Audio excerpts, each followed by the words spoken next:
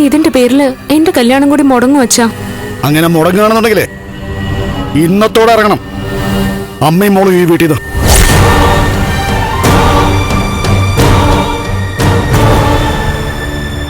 കരുണയുടെ കല്യാണം മുടങ്ങില്ല, എന്റെയും.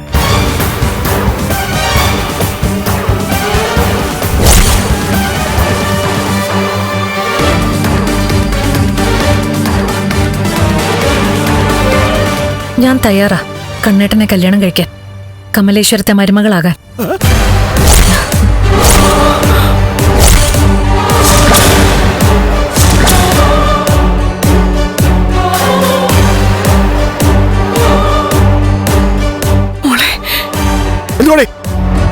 എന്തുവാടി മോക്ക് കുഴപ്പം?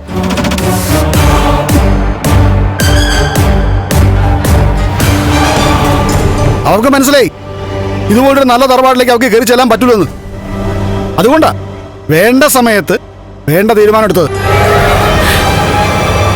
നീ അത് തല്ലിക്കെടുത്താൻ നോക്കണ്ട.